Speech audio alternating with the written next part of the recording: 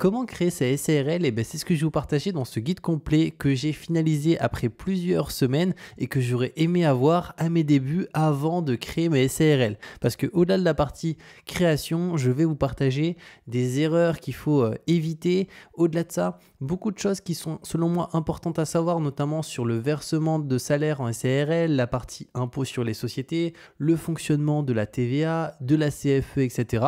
Donc on va vraiment tout décortiquer de A à Z. Donc on est parti. Le but de cette formation, c'est pouvoir faire passer n'importe quelle personne de la première phase qui est de je n'y connais rien à la phase je comprends et à la phase je fais pour avoir vraiment toutes les connaissances sur le fonctionnement de la SARL, les spécificités, les avantages et inconvénients à prendre en considération. Donc avant, il y a 4 éléments que je voulais vous partager. Premièrement, les sources et les mises à jour sont dans la description de la vidéo. Deuxièmement, vous pouvez soutenir la vidéo en mettant un j'aime directement. Ça vous demande pas beaucoup de temps, mais dans mon cas, ça me soutient. Donc n'hésitez pas, si mon travail vous plaît et si vous apprenez des choses, à me mettre un pouce à la vidéo. Vous pouvez aussi la sauvegarder et la partager à des personnes que ça pourrait intéresser et poser vos questions en commentaire après avoir regardé la vidéo. N'hésitez pas, je réponds à tous les commentaires en moins de 24 heures, il n'y a pas de questions bêtes, donc surtout, il ne faut pas hésiter là-dessus. Donc au niveau du plan de la vidéo, on va voir en premier lieu qu'est-ce qu'une SARL exactement. Ensuite, pourquoi choisir la SARL pour son activité, les obligations et responsabilités en tant que créateur d'une SARL, les activités qu'on peut exercer en SARL et celles qu'on ne peut pas exercer. Est-ce que c'est gratuit aussi de créer une SARL en France? Ça, c'est une question qui revient souvent, donc on va y répondre. Ensuite, on verra comment créer sa SARL étape par étape directement. Ensuite, on verra la partie charges, CFE, TVA et impôts en SARL. Et là, j'ai pris des exemples ultra complets pour que ça soit le plus clair possible parce que c'est des termes qui peuvent faire peur. Mais j'ai tout simplifié, comme ça vous allez voir, vous allez tout comprendre là-dessus. Ensuite, on verra comment gérer sa comptabilité sereinement en SARL et un cas concret aussi d'une personne qui souhaite toucher 2500 € net par mois de salaire et qui est pour le coup gérant d'une SARL pour voir combien il faut qu'il sorte de la société pour avoir 2500 € net dans sa poche. Et on finira par une foire aux questions où je vais répondre à des questions qui sont fréquentes sur la SARL. Donc n'hésitez pas à vous prendre quelque chose à boire, à manger, ça va être ultra complet et on est parti directement. Donc tout d'abord, qu'est-ce qu'une SARL exactement? Donc la SARL, c'est une société à responsabilité limitée. Donc c'est une société qui est composée d'un minimum de 2 associés. Donc il faut être minimum 2 associés pour créer une SARL. On peut être 3, 4, 5, mais le minimum c'est 2. Et elle permet d'exercer une activité professionnelle sous une forme juridique qui est reconnue. Au-delà de ça, de limiter sa responsabilité au montant des apports qui ont été effectués par les associés. Alors c'est quoi un apport? C'est un montant financier qu'on va devoir déposer sur le compte professionnel de la société. Alors pas d'inquiétude, il n'y a pas besoin de déposer plusieurs milliers d'euros sur le compte professionnel de la société en tant qu'apport. Ça peut être un montant symbolique de 10 € par associé si on le souhaite. Ce qu'il va falloir prendre en considération, si on prend un exemple plutôt classique, dans mon cas avec mon associé, nous on a mis un dépôt de capital de 150 € chacun. Donc on est deux, donc 150 € chacun, ça fait au total un capital social de 300 €. Et donc moi j'ai 50% des parts de la société et mon associé a aussi 50% des parts de la société directement. Et notre responsabilité, elle est limitée au montant de nos apports. Donc dans mon cas, de mes 150 €. Qu'est-ce que ça signifie? Ça signifie que si demain, imaginons, je lève de la dette, donc j'emprunte de l'argent pour développer mon SARL avec mon associé et que malheureusement, ça ne se passe pas très bien, qu'on n'arrive plus à rembourser nos créanciers, nos créanciers vont pas pouvoir s'attaquer à notre patrimoine personnel. Si moi, j'ai acheté ma voiture cash, si j'ai aussi de l'immobilier, etc. Par contre, ils vont pouvoir s'attaquer à la fois au capital social, s'il y a une liquidation judiciaire de la SARL, et au-delà de ça aussi au patrimoine de la société. Si avec la SARL, imaginons, j'ai acheté un ordinateur portable, j'ai acheté un local, j'ai acheté une voiture de fonction, etc. Ça, ils pourront s'y attaquer avec aussi notre capital social, mais rien au-delà. Donc ça permet vraiment de se protéger aussi en tant qu'entrepreneur, et ça, c'est quelque chose d'important. Maintenant, les chiffres concernant les SARL en France. Donc en 2024, on a 76 000 entreprises qui ont été créées sous la forme de SARL.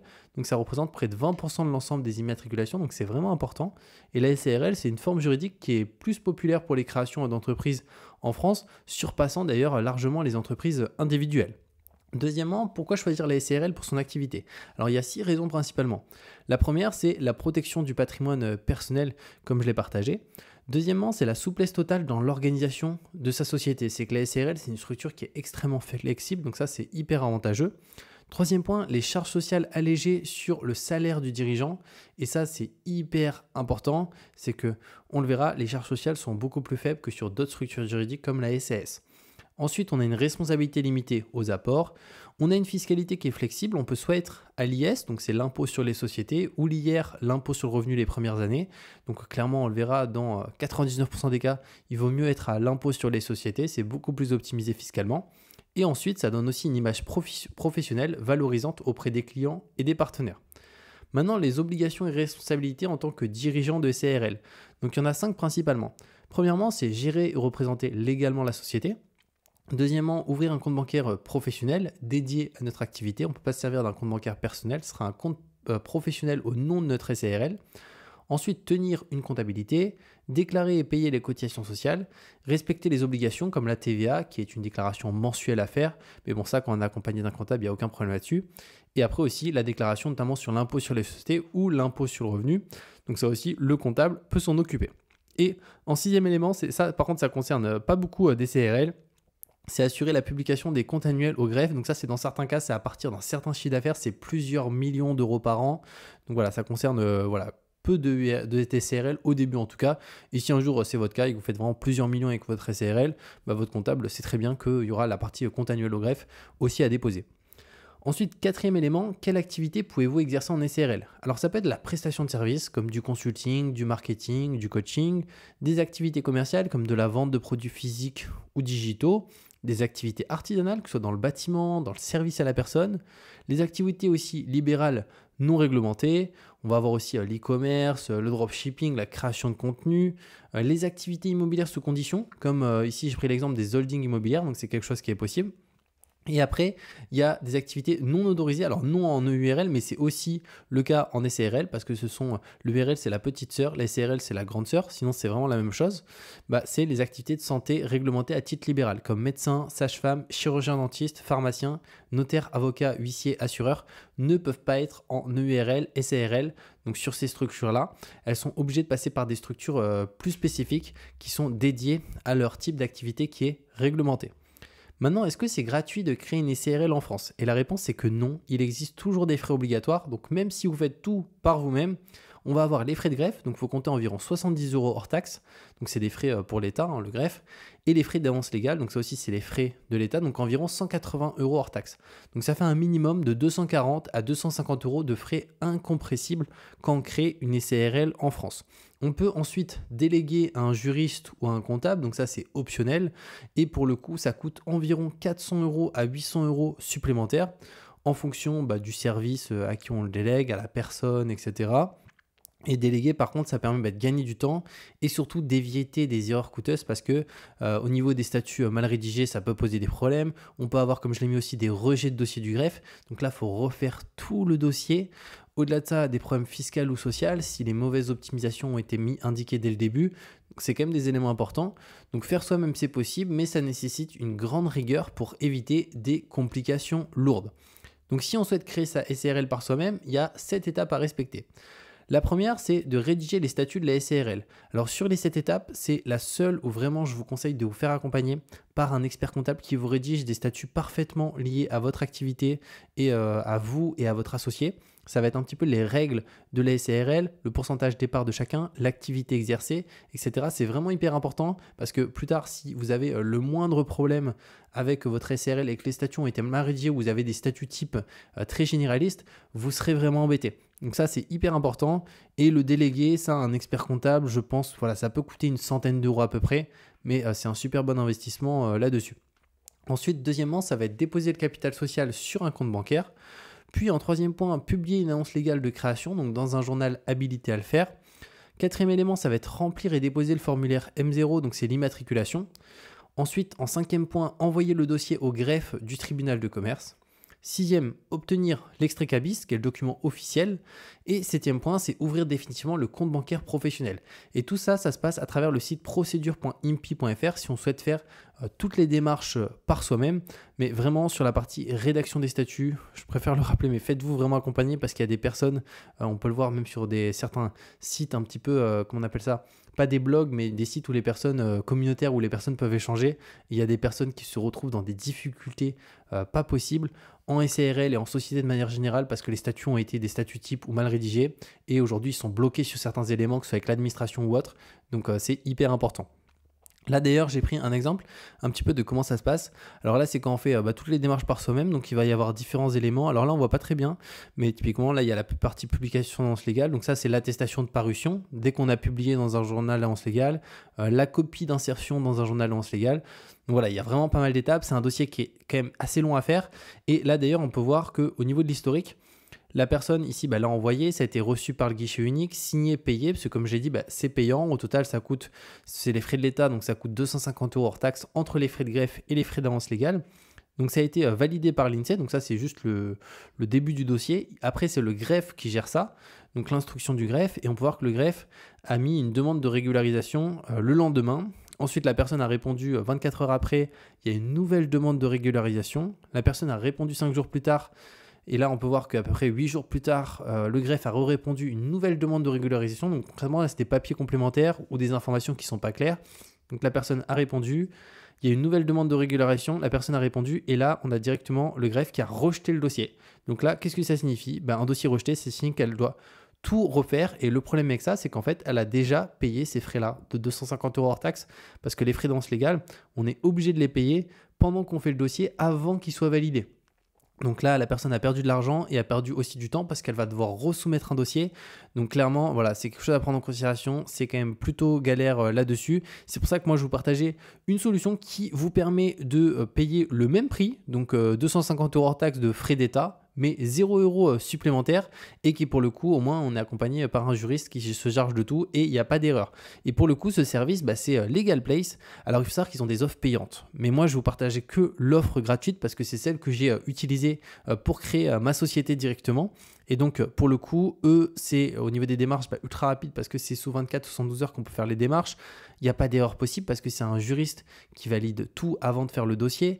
Il n'y a aucune gestion avec le greffe et l'administration. On peut optimiser son EURL/SARL, donc être à l'IS, à l'IR, et 0 € pour tout délégué. Alors comment c'est possible?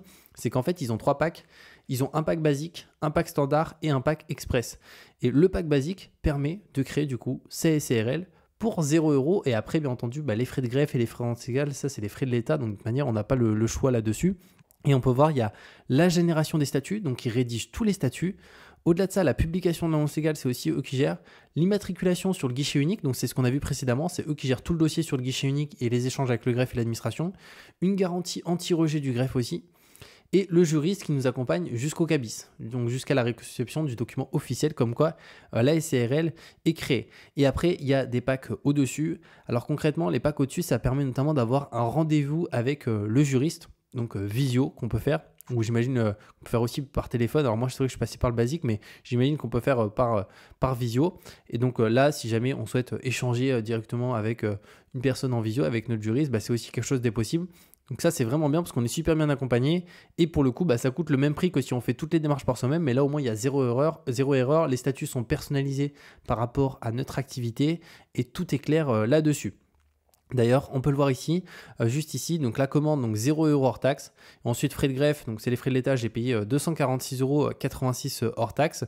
Et donc, c'est même quelques euros moins cher en hors taxe que si on passe directement par le site de l'État. J'imagine c'est parce qu'ils envoient un volume de dossiers qui est très important là-dessus. Et je vous mettrai d'ailleurs un lien en description avec un code promo qui est Julien Oka, qui vous permet d'avoir 15% de réduction sur la création de la SARL.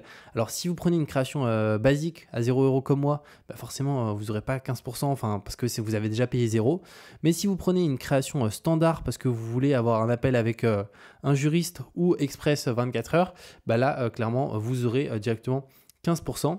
Donc ça, c'est vraiment top là-dessus et c'est pour moi la meilleure solution aujourd'hui. Alors, je ne sais pas si ce pack, ils vont le conserver pendant longtemps, mais en tout cas, moi, je suis passé par ça. Actuellement, il y est toujours au moment où je tourne cette vidéo. Donc, je vous mets le lien sous cette vidéo pour en profiter. Maintenant, les charges sociales en SARL. Donc, c'est à payer exclusivement si vous versez une rémunération. Donc, c'est environ 45% du salaire net en cotisation. Donc, ça permet de cotiser pour la partie santé, retraite, prévoyance. Donc, prenez un exemple simple. Si je souhaite sortir 1000 € de la société sur mon compte personnel, ça va coûter à ma SARL 1450 €. Alors, on peut se dire que c'est beaucoup. oui, c'est un certain montant, mais si on compare à d'autres structures juridiques comme la SAS, où c'est 75%, si je veux en SAS me sortir 1000 euros, ça coûte 1750 euros. Donc c'est quand même beaucoup moins. Donc ça, c'est à prendre en considération. On est aussi affilié au régime TNS, donc travailleur non salarié. On n'a aussi aucune cotisation si on ne se verse pas de rémunération. On a des charges calculées sur le brut et pas sur les dividendes. Donc maintenant, la TVA en SARL, comment ça fonctionne? Donc là, il y a une franchise possible si le chiffre d'affaires il est inférieur à certains seuils. Donc c'est 39 100 euros pour la partie prestation et 91 900 euros pour la partie commerce, comme de l'achat-revente. Et si franchise, donc pas de TVA à facturer ni à déclarer en dessous de ces seuils-là. Et si on est au-delà de la franchise, obligation de facturer, de collecter et de déclarer la TVA. Donc la TVA, ça se déclare de manière mensuelle où finalement on reverse la TVA qu'on a collectée du mois précédent sur le mois en cours. Mais bon, ça, notre comptable, c'est moi, enfin dans mon cas, c'est mon comptable qui gère toute cette partie. Et je vous partagerai pour la partie comptabilité comment ça se passe. Donc déclaration mensuelle ou trimestrielle selon le régime choisi, mais de manière générale, on se met en mensuel. Et attention à bien respecter les seuils aussi pour éviter des régularisations.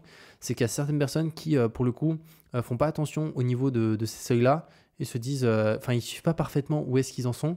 Donc des fois, ils auraient dû facturer la TVA, ils ne l'ont pas facturé parce qu'ils se disent, je suis encore en dessous de tel montant. Et le problème, c'est qu'après, il peut y avoir des régularisations, il faut refaire certaines factures, etc. Bon, si vous avez un bon comptable, ça ne vous arrivera pas dans tous les cas, mais prenez-le en considération et rappelez-vous-en quand même. Maintenant, la CFE en SARL. Alors, la CFE, c'est quoi? C'est la cotisation foncière des entreprises. Donc, c'est une taxe qu'on paye chaque année quand on est en société, donc comme en SARL. Et pour le coup, elle dépend de deux choses: du chiffre d'affaires qu'on réalise et de notre adresse de domiciliation. Et il faut savoir que la CFE, elle est très élevée de partout en France, mis à part sur Paris où elle est plafonnée. Donc, on peut voir que le minimum, c'est 243 euros. La réalité, c'est que personne paye 243 euros. Au minimum, moi, toutes les personnes que je connais qui, comme moi, ont leur société, on paye au minimum du minimum 1000. À part si on est domicilié sur Paris, où là on paye le plafond qui est 77 euros, donc ça fait quand même une très très grosse différence. Et donc là on peut voir que voilà, minimum on va payer 1000, donc c'est quand même assez élevé. Moi dans mon cas c'est pour ça que j'habite à Bordeaux, mais pour le coup ma société elle est domiciliée sur Paris, pour payer tout simplement beaucoup moins de CFE, parce que voilà, on est beaucoup à payer autour de 1000 si on n'est pas domicilié sur Paris, mais certains payent 4000, 5000, donc c'est quand même très très énorme, surtout que c'est chaque année qu'il faut payer. Donc la CFE très élevée partout. Pareil, plafonné à 77 euros, donc c'est en dessous de 100 000 euros de chiffre d'affaires par an. Donc moi, c'est mon cas. Par contre, si vous faites plus de 100 000 euros de chiffre d'affaires, il me semble qu'on est à 142 ou 144 euros. Donc si vous faites 300 000, 500 000, 1 million, voilà, c'est plus 77, c'est autour des 140 et quelques euros. Mais bon, ça reste toujours plus intéressant parce que sinon, vous allez payer extrêmement cher. Ensuite, pour ça, vous pouvez domicilier votre SARL sur Paris pour payer beaucoup moins de CFE et aussi protéger votre adresse personnelle sur les registres publics comme société.com, Papers, etc. LegalPlace propose ce service-là et d'ailleurs, moi, je t'ai passé par eux aussi pour ma SARL pour la domicilier. Et pour le coup, pareil, je vous mettrai un lien en description avec un code que vous pouvez utiliser. Julien Euka, vous avez aussi 15% de réduction sur la domiciliation de ces SARL, en sachant que pour le coup, c'est le service vraiment le mieux là-dessus. En fait, il y a énormément de personnes qui les utilisent parce qu'en termes de rapport qualité-prix, c'est les plus intéressants. Et surtout, ça fonctionne hyper bien parce qu'on n'a pas du tout besoin de se rendre sur Paris pour ouvrir la boîte aux lettres. C'est le service de domiciliation qui charge de tout. Moi, j'accède, en fait, dès qu'un courrier arrive dans la boîte aux lettres, chaque jour, c'est scanné, donc je sais qu'est-ce qui est arrivé, c'est scanné en ligne, et donc je suis notifié par mail, et après quand c'est des documents importants, imaginons une carte bancaire que je reçois, ça il me le réexpédie gratuitement dans la journée à n'importe quelle adresse. Donc moi j'ai mis à mon adresse personnelle, mais ça pourrait être aussi une autre adresse, donc c'est vraiment top là-dessus, et en termes de rapport qualité-prix, c'est les plus intéressants. Maintenant, l'impôt en SARL, son fonctionnement. Alors, par défaut, la SARL, elle est imposée à l'impôt sur les sociétés. On peut opter pour l'impôt sur le revenu pendant les 5 premières années maximum, si conditions remplies. Mais clairement, je vous le déconseille. Mettez-vous à l'impôt sur les sociétés parce qu'au cours des 10, voire même 20 dernières années en France, l'impôt sur les sociétés ne fait que diminuer, l'impôt sur le revenu ne fait qu'augmenter. Donc, autant être à l'impôt sur les sociétés. Donc l'IS, il faut savoir qu'il y a un taux réduit jusqu'à un certain montant, donc c'est 15% sur les premiers 42 500 euros de bénéfices. Donc imaginons au sein de l'année, à la fin de l'année, quand je fais les calculs et que je regarde combien il reste sur le compte, après que j'ai tout payé, j'ai versé des salaires, etc., il reste 42 500 euros. Dans ce cas-là, je vais devoir payer l'impôt sur les sociétés de 15%. Et une fois que j'ai payé ces 15%, après, je n'ai plus rien à payer du tout. Cet argent, je peux le laisser dans la société en trésorerie, il ne sera plus jamais à fiscaliser. Je peux décider aussi de l'investir dans la société, etc. Et par contre, au-delà de 42 500 euros, on passe sur une deuxième tranche qui est la tranche à 25. Donc la première tranche, elle est de 1 euro à 42 500. Au-delà de 42 500, deuxième tranche, 25. Donc c'est pour ça que très souvent, quand on a sa société, ça va plus être sur certaines périodes qu'on va pouvoir verser potentiellement des primes, potentiellement faire quelques événements, potentiellement aussi investir davantage. Pourquoi? Parce que ça nous permet de réduire notre impôt sur les sociétés et si possible de passer en dessous de cette tranche de bénéfices de 42 500. Comme ça, on est à 15 et on n'est pas à 25 sur la tranche au-dessus. Donc l'impôt en SARL, il est calculé sur le bénéfice et pas sur le chiffre d'affaires. Maintenant, comment optimiser sa rémunération en SARL? Alors premièrement, faire passer des dépenses professionnelles sur la société, ça peut être du matériel, des logiciels, des abonnements.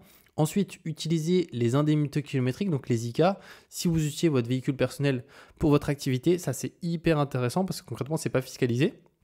Donc c'est de la rémunération nette qu'on peut se verser sur un compte perso à travers les ICA. Donc c'est vraiment ça fait de grosses économies parce que quand on se verse 300-400 euros, voire même plus, il y a des personnes, si vous roulez beaucoup avec votre véhicule, vous pouvez vous verser plus.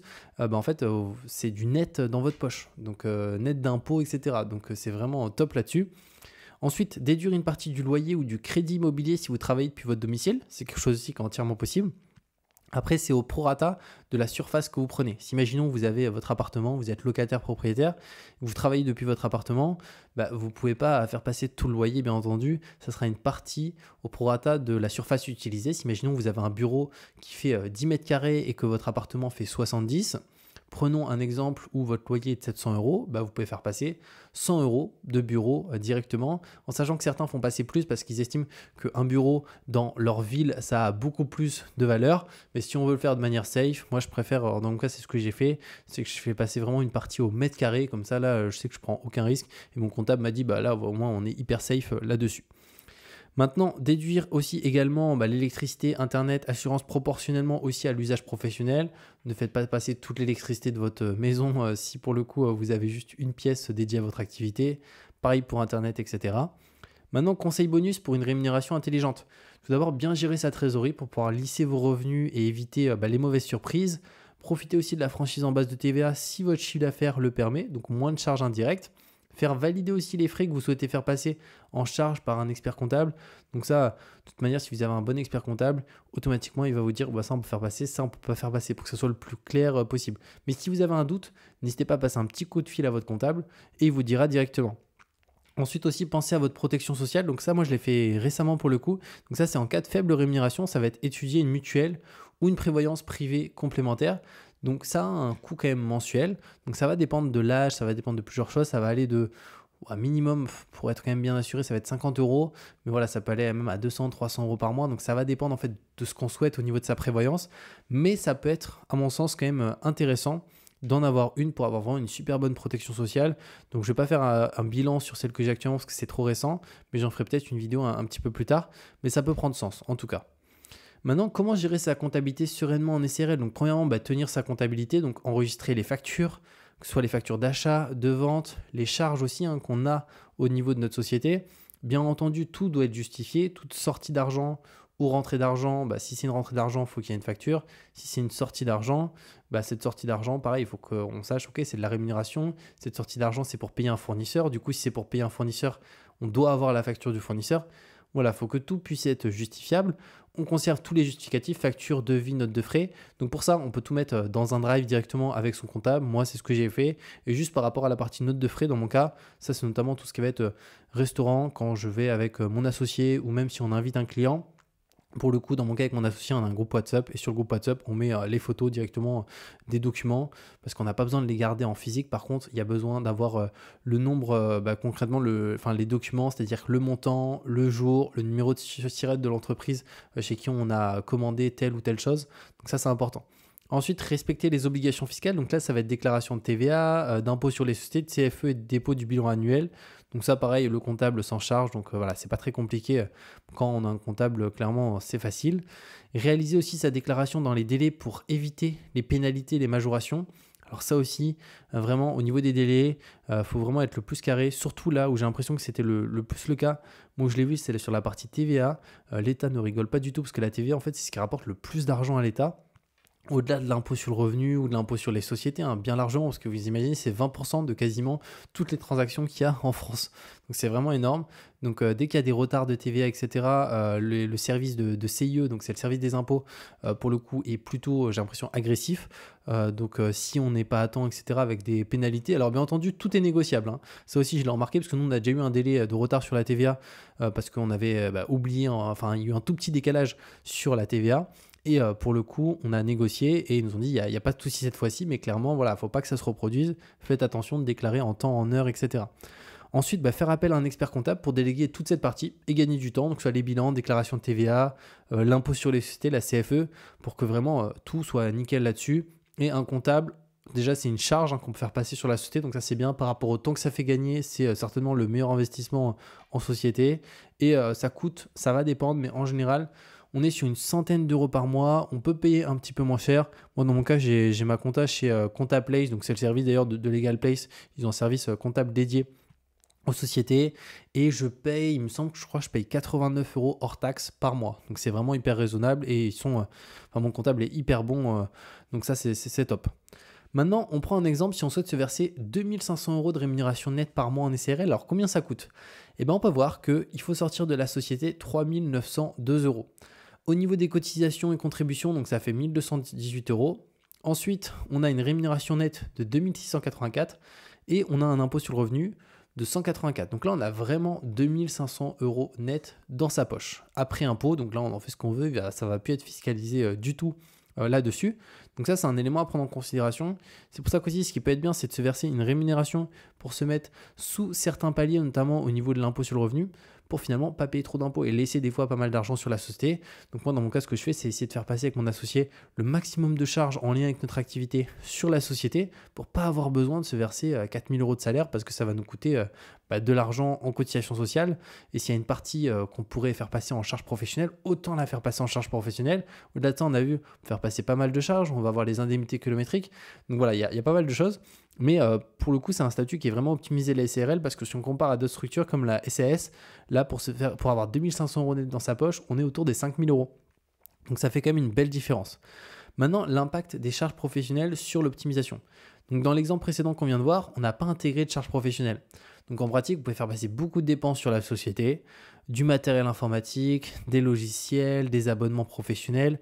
La partie téléphone, si vous avez un téléphone dédié à votre activité, vous pouvez même acheter le téléphone avec la société. Donc c'est le téléphone par contre de la société.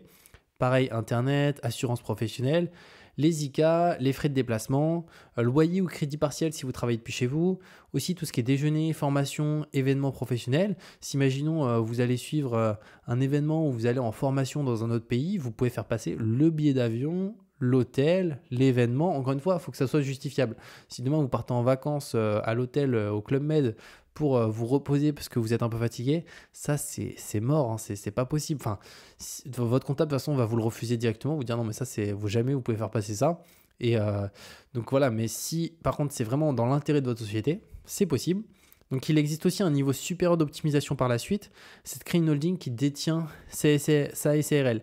Donc là ça permet de faire remonter les dividendes quasiment sans fiscalité, donc c'est le régime mère-fille. Concrètement, au niveau de la remontée des dividendes, ça permet de remonter 95% des dividendes sans aucune fiscalité et les 5% restants vont être soumis à la flat tax de 30%. Donc prenons un exemple, je remonte 100 000 euros de ma SARL vers ma holding. Sur ces 100 000 euros, il y a 5%, donc 5 000 euros qui va être fiscalisé à 30%. Donc ça fait après 1500 et quelques euros d'impôts en termes de flat tax. Et tout le reste est dans la holding. Et après, depuis la holding, je peux investir, notamment à travers, ça peut être des investissements sur des placements, ça peut être aussi en immobilier, en mettant l'argent dans une SCI qui investit en immobilier. Et du coup, l'avantage, c'est qu'on n'a pas mis d'argent en perso et on peut investir directement via sa holding. Donc ça, c'est quelque chose qui peut être très intéressant. Ensuite, ça permet d'investir, comme je l'ai dit, immobilier, actions, nouveaux projets. Ça offre aussi une très grande souplesse pour développer son patrimoine. Donc ça, c'est à envisager lorsque votre SARL commence à générer des excédents de trésorerie importants.